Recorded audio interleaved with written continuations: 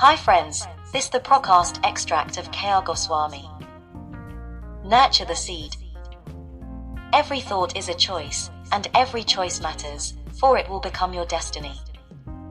Anne Hunn Street Martin.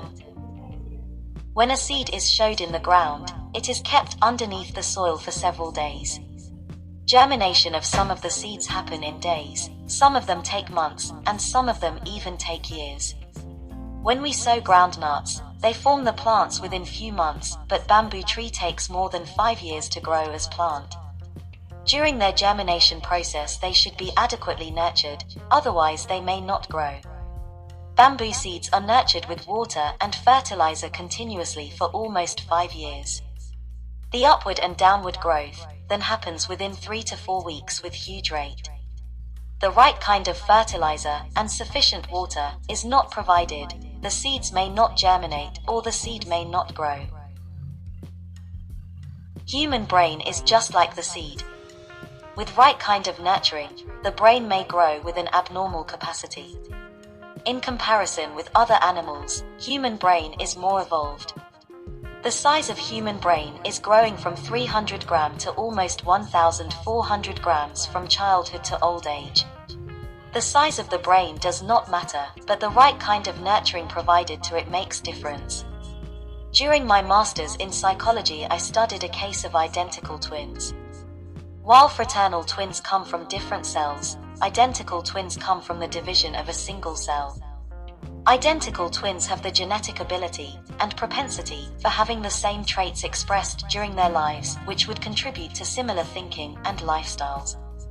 In an experiment, the identical twins were nurtured in 2 different environments after their births. Beginning in the early internal environment of womb, the external influences also made not only changes of appearance, but greater impact on behavior patterns. The exposure to 2 different environments made them evolve in completely different individuals. The environment is the vital factor for the growth of holistic life of human. I want to explain through a true story. A poor shepherd was sitting underneath the tree looking after his animals. He was taking his simple food of loaf and an onion. A painter approached him and told him that he wanted to make a painting of a very simple villager. The shepherd allowed. After some times, the painting was ready and the painter left. Many years later the painter wanted to make a painting of a very cruel man. Therefore he went to a jail and told to jail authority. The jailer provided few prisoners. He selected a prisoner with long beard and moustache. He was undergoing rigorous imprisonment on murder case. When he was called for the event, he was very much angry and hostile. With great difficulties he was made to sit, and painting was finished. When painter was about to leave the jail, the prisoner called him and told, "Have you made the painting of shepherd before few years?" He said, "Yes, but how do you know?" The prisoner said, "I am the same shepherd." The painter was surprised and then listened carefully what the prisoner was telling. The prisoner said, "I was looking after my animals, but then I came in a very bad company of gamblers and thieves for few years. Due to day-to-day wrong types of dealings and cheatings I murdered one of my partners in influence of liquor. I was then arrested and sentenced by court for lifelong imprisonment." The bad company of shepherd resulted in his disaster. His thought process was constantly nurtured with bad stuff. What you sow, what you reap. The mind is like soil. If you sow tobacco, soil does not react to oppose. The tobacco grows undeniably.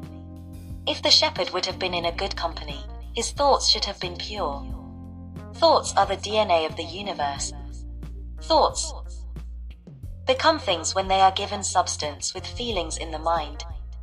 All great minds are the outcome of good reading and listening. Readers are leaders. Constant positive information we receive through the company of good people, books and audios grow the person to desired level. The brain is the most powerful muscle in your body, and therefore nurturing the brain with good manure of positive environment is necessary to upgrade your mind to a better human with kindness, empathy, compassion, peace, love, joy, humility, and generosity. Kelly Grimes, the internationally best-selling author, has given the top 7 ways to nurture your mind, body, and spirit. 1. Meditate. Research shows that meditation has incredible benefits for the mind, body, and spirit.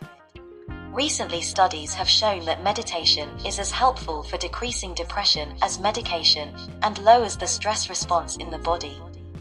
As we know, people have been nurturing their spirits for thousands of years with meditation. And as a bonus, when we regularly meditate, we become more self-aware and thus make healthier choices for ourselves. Whether you are a seasoned mediator or just beginning, include the following self-nurturing practice in your day. Pause and breathe in and out intentionally a few times. Bringing the spirit of curiosity rather than judgment, check in with your body for any discomfort or tension you may feel. Return to your breath for a few cycles. Then notice your thoughts, and without chasing after them, label them: planning, worrying, regretting, etc. Then return to your breath for a few more cycles. Meditation allows you to connect intentionally with your mind, body, and spirit, and nurtures vibrant health. 2. Get out in nature. Most people experience a deep sense of peace being out in nature, and report that nature nourishes their minds, bodies, and spirits effortlessly. Nature connects us with our whole selves and invites us into the present moment. Watching the clouds, listening to the birds, and seeing the beauty all around us fuels a sense of gratitude and deep appreciation for being alive. We often exercise while in nature, which also fuels our vibrant health. Even if you live in an urban setting, taking a few minutes to walk outdoors, noticing the trees, plants, and life around you can refresh and rejuvenate you. 3. Cultivate your gratitude practice. Acknowledging the blessings in our lives is deeply nourishing for our minds, bodies, and spirits. Create a practice for sharing what you are grateful for, both individually and with your family and friends. There are so many ways to express your gratitude, including journaling, keeping a gratitude jar in your home or office for people to write down what they are grateful for and then place in the jar, and sharing your gratitude at meals, meetings, and other gatherings. Notice how your mind, body, and spirit respond when you approach the world with a grateful heart. Gratitude promotes vibrant health. 4. Be creative. Like being in nature, creativity connects and nourishes our minds, bodies, and spirits in a joyful, easy way. Expressing our creativity is a wonderful self-nurturing practice. There are infinite ways to nurture yourself with creativity, including drawing, coloring, collaging, painting, creating an altar, decorating your home or office, gardening, writing, dancing, singing, and/or playing an instrument. You do not need to identify as an artist to nurture yourself with creativity. You only need to allow yourself to express your authentic truth and beauty. 5. Write a love note. I am a big believer in the nurturing practice of expressing love to yourself and others. Writing love notes is a fun and nurturing way to spread love and kindness in the world.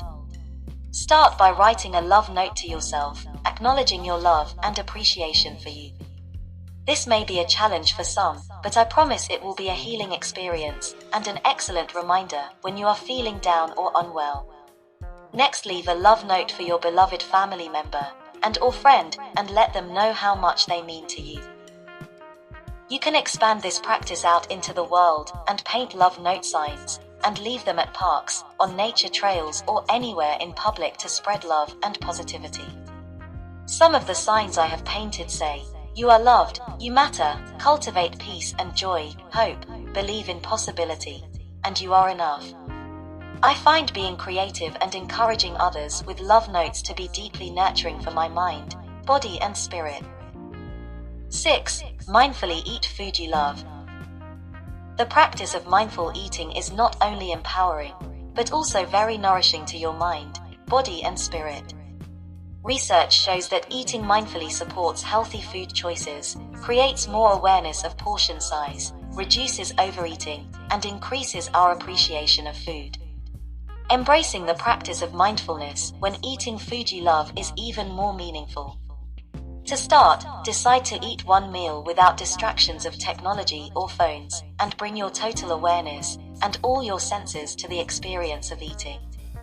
Notice the difference that it makes to be fully present while eating. 7. Play.